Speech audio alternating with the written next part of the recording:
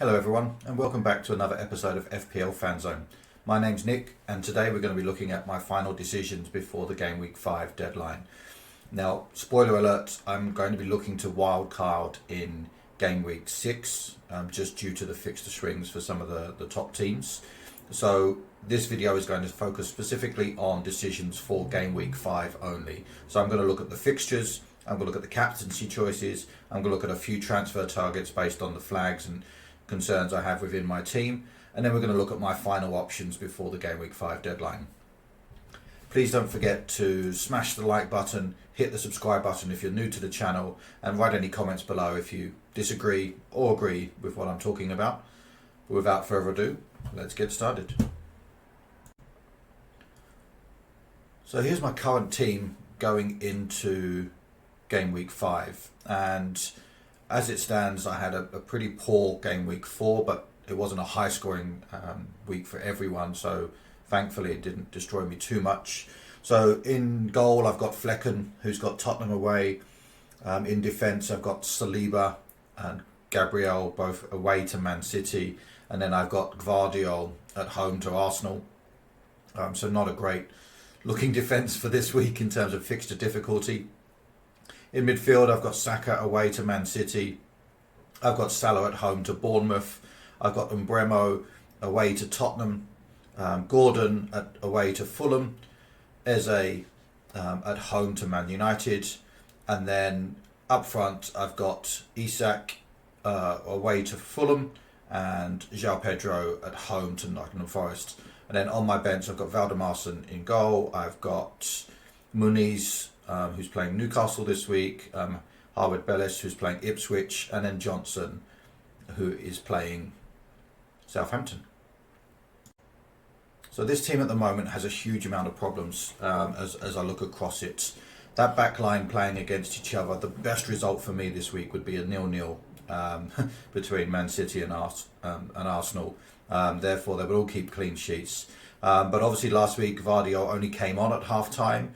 So there's a concern there for minutes risks. So what do I do there? Do I look at maybe potentially transferring out someone in my defence? In terms of my midfield, they've got some tough fixtures in there, but they've all got the ability to score. I think all of those players are potentially fixture proof and all could get returns. So just more of a fingers crossed this week, looking to wildcard for next week. But my front line is a real issue. I've got Isak, who came off at half-time last week, with an injured node and blurry vision. He's not been seen in training this week, and there was no updates from Eddie Howe in the press conference to say whether he's going to be playing or not. So I have a real concern with him on a yellow flag at the moment. João Pedro, I transferred him in last week, and then he took a knock on his way back from Brazil on international duty and didn't play. So he's yellow flagged. I'm hoping that he'll play this week, but again, still a concern because he could not play at all. And then my cover is, of course, Muniz, who hasn't been playing particularly well, has blanked every week so far, didn't start last week and was dropped. And so, again, my front line is a real concern for me for this week. So while I'm concerned about my back line, there is a scenario where if it's 0-0 and then there's a lot of points there for me. I think my forward line is a real concern for this week. So let's look how I'm going to attack that. So I sorted the fixture difficulty rating on the FPL website this week to give me just a quick overview over which teams have good fixtures versus which teams have tough fixtures. And obviously, as you can see, Arsenal, Man City are at the bottom of that list, having playing each other for their toughest fixtures of the season. But at the top, you've got the likes of Aston Villa, Brighton, Chelsea, Everton, Ipswich, Leicester, that have all got good fixtures. Liverpool, good fixtures as well. So there's some opportunities there for me to pick up on that. Now, I already have João Pedro, and if he plays, he's got a great fixture, which is why he's sitting in my team, and fingers crossed that is going to work. Obviously, Newcastle have got Fulham away, so it's a tougher fixture. There's a better defence there at Fulham, and obviously not seeing Isak play midweek or in training, there's a real concern there for that as well. So that's the fixtures. Gives me an idea on a couple of teams that I'd like to target there. Aston Villa, Brighton, potentially Liverpool. So let's see who I've got in mind. So looking up front, Isak is my biggest concern at the moment. He's my most expensive forward. I do have 1.4 million in the bank. Now, at time of recording, Isak's price was set to drop again. I think he's dropped nearly 15% of the players have dropped him so far this week. And Ollie Watkins' price has already gone up. He was 8.9 and I've already missed that price change. He's now 9.0. But I got enough money in the bank, so I wasn't worried about the 0.1 a change there as well. But he's been one of the biggest transfers in this week. Obviously, most of that is for Alexander Isak. And then if we look at the comparisons here, Ollie Watkins has got great fixtures coming up. Alexander Isak has got tough fixtures over the next 4. But as again, any decision that I make this week is purely just for this week. I think Wolves at home is a fantastic fixture to attack. They've been really, really poor at the back. So Ollie Watkins is my number one choice for a forward if I'm going to replace Alexander Isak. The other option for me was obviously in my defence, and while I'm really happy with the Arsenal defence, I think they've had 3 clean sheets in the first 4, and the other one was when they were down to 10 men and they conceded 1 goal. Man City have been conceding goals. I've only kept 1 clean sheet so far. So it is a bit of a concern, and obviously this is a tougher fixture.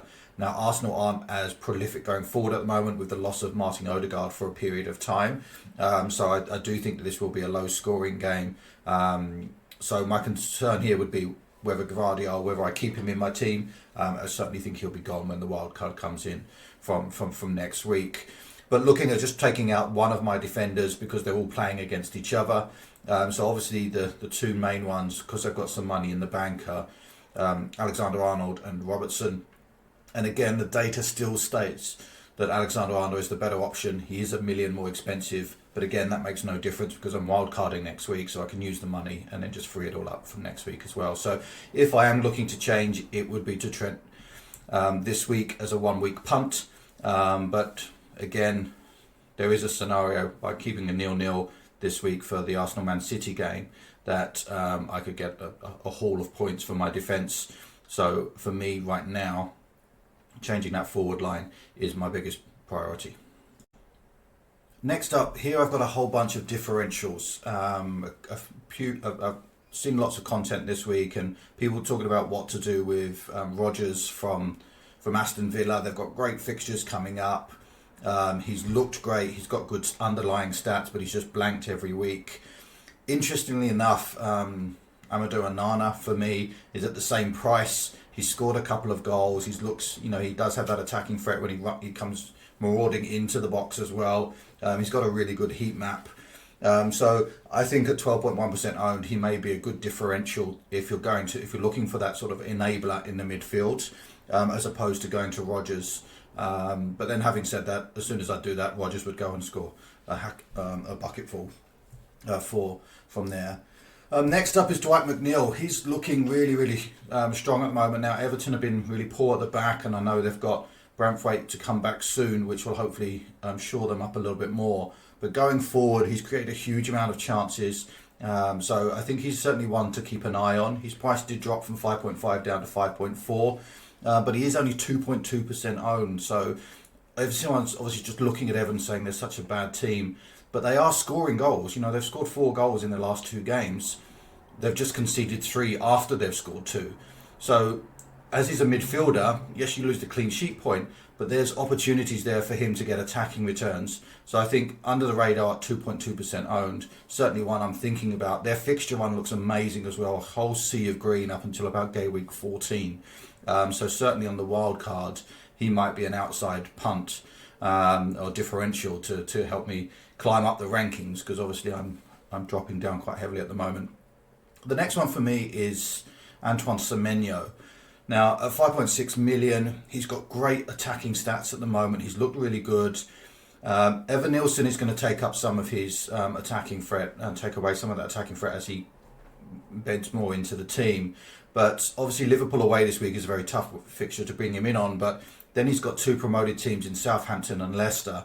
So there's a real opportunity there to sneak some points. He looks really good going forward.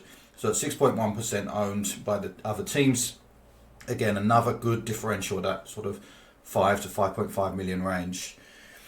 And then one that's, for me, just a bit of a one to watch is Marcus Rashford. Now, Man United have not looked great going forward, but Rashford has always been one of those players that when he finds a bit of form, he can be devastating. We know that from a couple of seasons ago when he had a really, really good, strong season. He scored 3 goals in his last 2 games, so maybe he's just found a little bit of form. He's found the back of the net. So let's see what happens there. They've got Crystal Palace away, Tottenham at home in the next 2. Certainly not one that I'm going to be jumping on this week, but one I want to keep an eye on because it could be that, at 3.8% owned and 6.9 million, he could be a differential to having someone like an Eze in your team. So it's certainly one I'll be thinking about. And I'll look at these players a little bit more when I go through my wildcard options in next week's videos.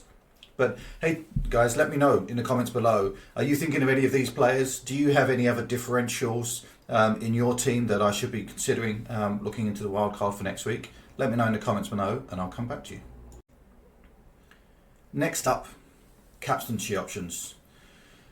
Now, the form that Haaland's been in this week, he should always be considered a good captain.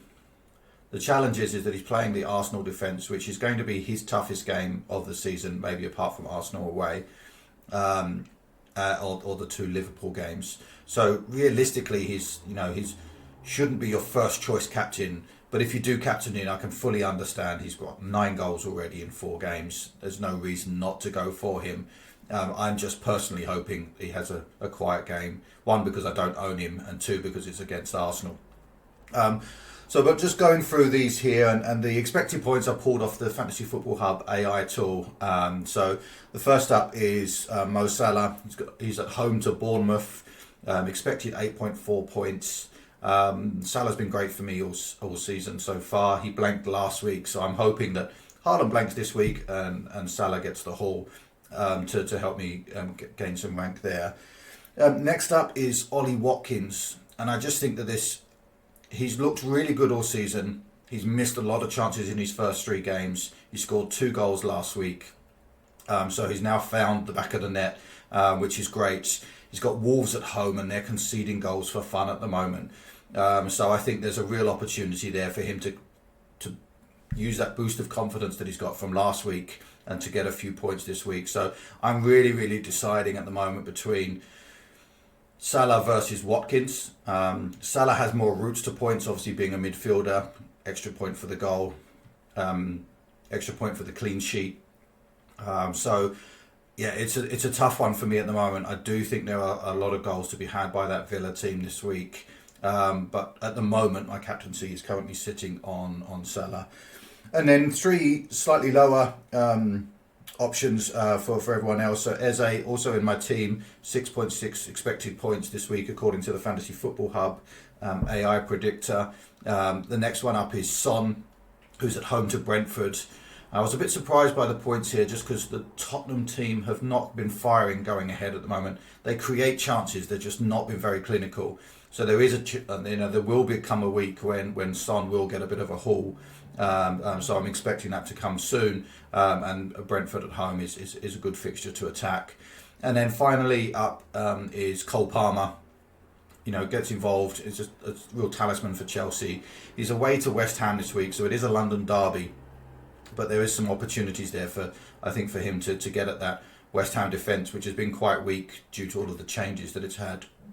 And the new manager coming in as well. So for me, I've actually placed these in order of my preference, not in order of points.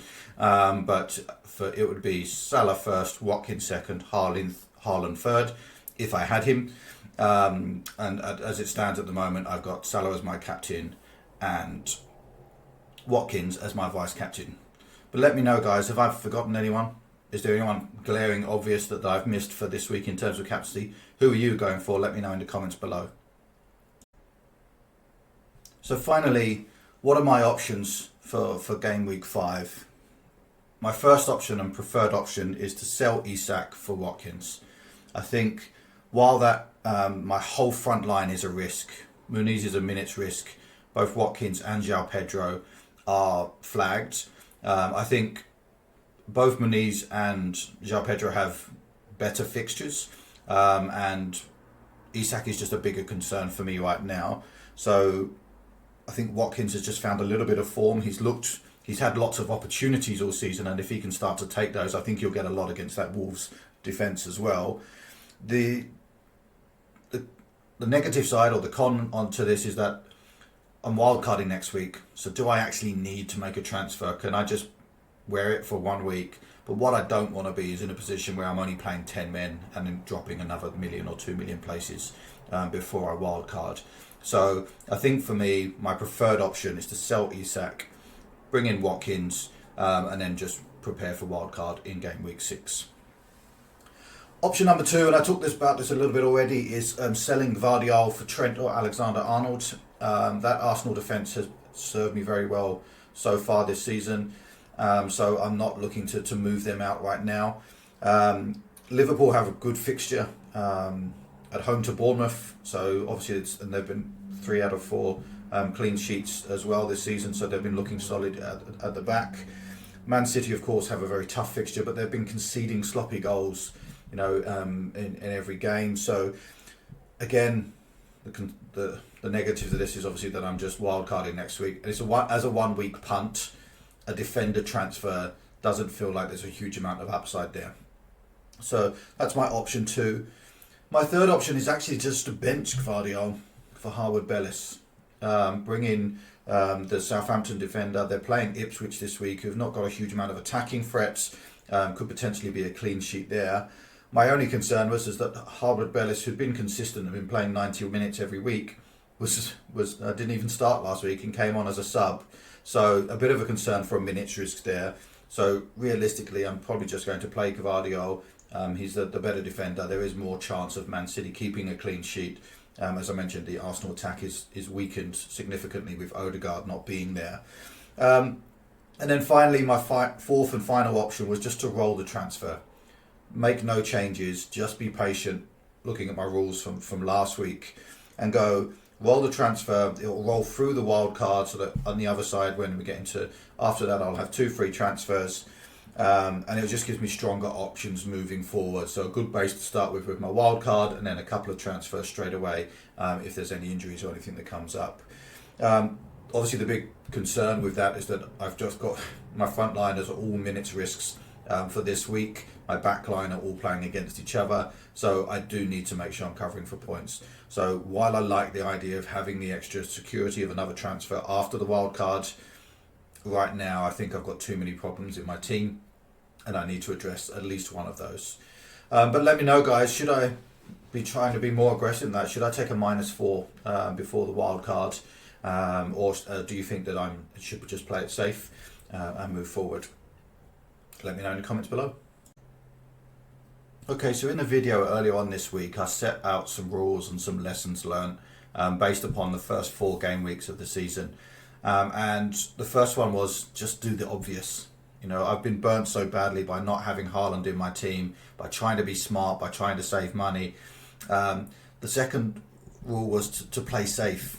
And then the third one was to be patient and not to jump in and do things on gut feeling. The don'ts that obviously coincide with that were don't try and be too smart, don't try and chase points or chase price rises, and then also don't make last minute decisions. Think about your decisions. If you've not got enough time, be patient and wait on that as well. So having a look through, I've waited for the midweek games, the European games to finish, so I'm not being surprised by any injuries or anything that has come up. I missed the price rise on Watkins, even though I knew that I was potentially going to be bringing him in at the start of the week, but I've made the transfer. I used my 1 free transfer. I brought in Ollie Watkins for Isak. I think he's got a better fixture. He's not yellow flagged. He's found a bit of confidence with his goals. So that was my 1 transfer for this week. Let's see how I'll do on that as well. I've stuck with Salah as captain. And that's just going back to my rules of just play safe. Salah's been in a good run of form. He's got a good fixture. So let's just keep Salah as captain. I've got Watkins as my vice captain there as well. And obviously Muniz on the bench to cover for João Pedro. I'm not going to be too smart and try and bring in Harwood Bellis for Kvaradiyar or for Saliba to try and cover that defence. I think if either of those two teams can keep a clean sheet, I'll be happy with that for this game week as well. So that's my decision made for this week. I'm not going to make any last minute changes. As I said, my rules now are set. Don't try and be smart or do something last minute. So I'm going to now hold off until the game week 5 deadline, and hopefully, fingers crossed, a green arrow for this week. So once again, everyone, I just want to say a big thank you for watching FPL Fanzone. Your support means a huge amount to me. I just want to remind you that if you've got this far, don't forget to smash that like button. Click subscribe if you're new to the channel. That's massively helpful. And write any comments below. If you disagree with what I'm saying, I'd love to have a conversation with you about what your thoughts are. Bearing in mind that I'm having a terrible start to the season, I know that will pick up as we go through. So let me know in the comments below, and may all of your arrows be green.